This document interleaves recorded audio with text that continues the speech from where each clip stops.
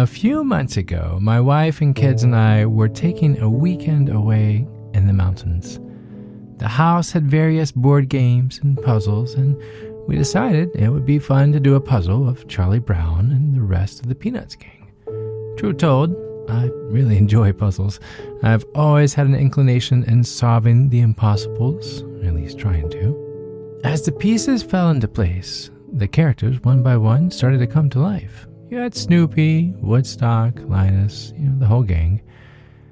As the colors began to unfold, there was a mixture of excitement and satisfaction as we were just a few pieces away from finishing the puzzle.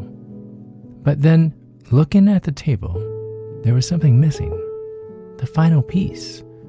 Looking underneath the box and under our chairs, then the table itself, the last piece of the puzzle was just, it was missing.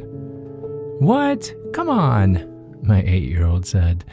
No, he's never been the subtle type. For the most part, the picture was complete. 399 pieces were exactly where they were supposed to be, but that one gaping hole was just, it was a hole. And I couldn't help but to just stare at it. "It feels so incomplete," I said. "The picture just isn't the same without all the pieces." Disappointed, we did what most people do after completing a puzzle, which is break it down and put everything back into the box and then head out for ice cream. A well-deserved reward for such attention to detail, in my opinion. Chad, how is this helping me? Well, I share this story for a reason, as it randomly came to memory in the middle of the night last night. Yesterday to the day was 1 year. 1 year since my dad passed. And while over the past year I haven't been able to put my finger on one particular emotion with his absence, the puzzle with the missing piece seems to summarize my sentiment. Grief. I've sat on this episode for a year now. The emotional gutting that seems to take the wind out of you without notice, and at times without reason even. So many of you have asked for an episode on grief, and I appreciate that. And I honestly felt it was something I really couldn't put into words or even wrap my mind around and share without shifting through the roller coaster of my own ups and downs this past year. And even after a cycle through all 4 seasons, I feel like I have yet to know anything more than I did in December the 6th, 2020. I read, grief turns out to be a place none of us know until we reach it. Oof, that's a really strong word. Grief turns out to be a place none of us know until we reach it. Joan Didion wrote that in The Year of Magical Thinking, a classic novel on her experience with loss. When we arrive in a place of mourning, we are confronted with the vastness of our love and the risk associated with it. We live in a state of love. We love other people, we love ourselves, we love our pets and our life, and it's a beautiful, grand way to exist. Some would say it's the only way to exist, but which means the price of love is grief and loss, whether it's death or heartbreak or failure.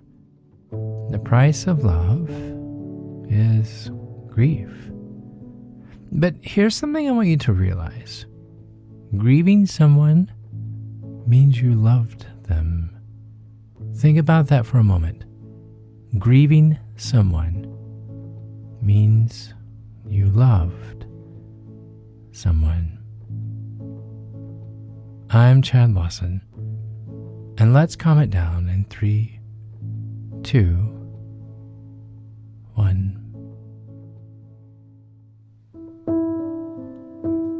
Yes, loss is a sting like no other, and it empties our every ounce within us. But I'd like for you to close your eyes and visualize something with me. let's look at grief in a most interesting perspective. With your eyes closed, deep breath. I want you to imagine that there you are standing in front of someone that you have loved dearly and, unfortunately, have lost. Take their hand and open it. And then imagine placing your heart in the center of their palm. Now gently closing their fingers around your heart and pushing their hand back to their chest. Say, "This is yours. I give this to you." One more time. "This is yours. I give this to you." To love someone is something we all desire, but to feel so wanted, so treasured, so safe, there isn't a word to encapsulate such a moment or an emotion, or there's not a word. Now, with your eyes still closed, think about your most favorite moment with that person. It's hard to pick one, I know. But for now, just the very first one that comes to your mind. Again, eyes still closed. Relive that moment. Maybe it was sunny, or it was raining cats and dogs. You got caught in the rain. Maybe you were in a restaurant or on the beach. Just sit in that moment.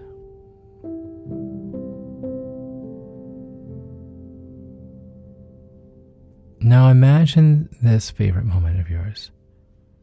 Take their hands in yours and tell them, "Thank you for loving me. Thank you for letting me know love." And finally, the love you've shown me, I will now show to others. Thank you for loving me. Eyes still closed. Now I'd like for you to be present in how you feel emotionally right now. It's like a light radiating your entire body. Notice your feet, they're anchored. Your breath is deep. And as hard as it is, your smile is sincere. Your heart is full. I'd like for you to notice your chest as we do a quick breathing. I'd like to recall our 5-1-5 breathing just for a moment. I'm going to count backwards from 5 as we breathe in. We'll hold it for a second and then we'll slowly exhale. So we'll count to 5. Okay? With your eyes still closed. Inhale. 5, 4, 3, 2, 1. Hold. Exhale. 5, 4, 3, 2, 1.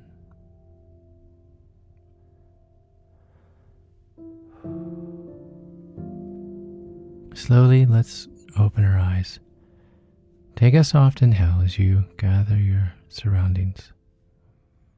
And then a slow, soft exhale. That visualization of standing before your loved one and telling them thank you for loving you. It's powerful. It's so powerful. Will there always be a hole in your heart for that loss? Yes. Yeah, of course. But like the puzzle from earlier, there's a bigger picture pieced together, one that's been pieced one at a time.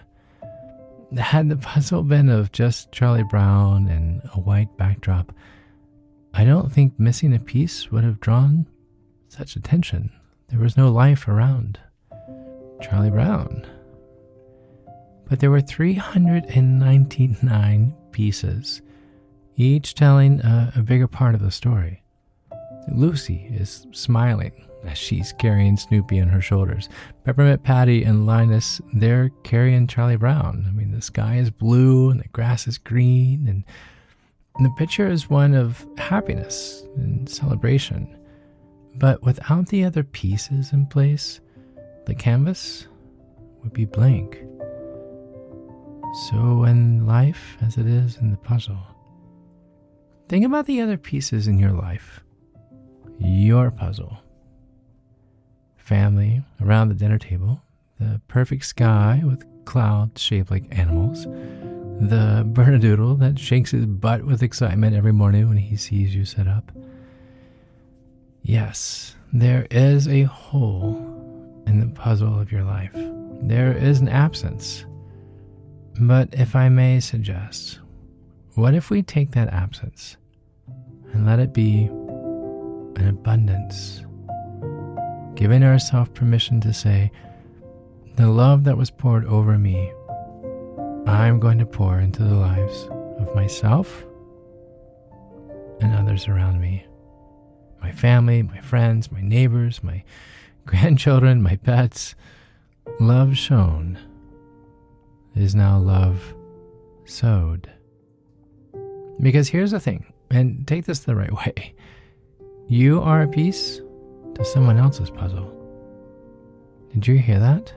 You are a piece to someone else's puzzle. You are the blue sky. You're the Woodstock, or you're the smile on Snoopy's face. You're a piece to someone else's puzzle. And as much as I hate to break this to you, at some point, that piece of their puzzle is going to be missing for them. That's hard for even me to say. But think about it. Just as much as that piece is missing from your proverbial emotional jigsaw, so too will you eventually be missing from theirs.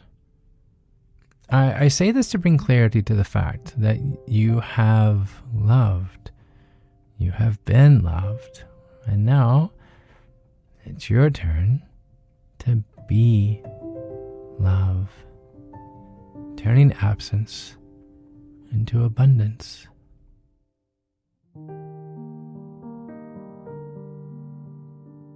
I'm pretty biased, but my dad was the epitome of love. My only memory of him ever raising his voice was an excitement when my 1979 MGB would finally start. After we had gone through every plug, wire, and socket in the car, he was an industry icon in the world of furniture design. His work appeared everywhere from Oprah Winfrey Show to Pottery Barn, but he never carried a business card. That wasn't his identity. His fingerprint was a husband and a father, a listener, and most importantly, in my opinion, an example of love. Do I grieve? Absolutely. Would I give the world for him to pocket dial me, let alone just call to say hello? God, yes. But one thing is for certain. If he were to suddenly appear right now, which would kind of creep me out, like right here, I know beyond any doubt he wouldn't say, hey, you should be crying more. You should be upset. I'm no longer around. Life will forever be miserable. No, he wouldn't say those things at all. Quite the opposite. He would first ask, hey, you doing okay? Then he would say, I showed you a world of love, not to keep it to yourself, but to know how to give it to others. It wasn't spoken, it was always shown. And then he would smile, and he'd tell me that he loves me, and then he'd snatch a chocolate chip cookie off my desk and say, be the light. And then he'd leave me to do just that. Be the light. Be the piece in someone else's puzzle. Cry, sob, even scream, get it out. But better to grieve knowing love than lament without ever knowing at all. Missing someone isn't hard. It's debilitating. But knowing why you miss them, why you grieve, why a smell or a moment takes you to a fond memory, isn't just to be reminded of the person, but that person to be remembered for how they loved you. Be the light. Be the abundance. It's your turn to be the love.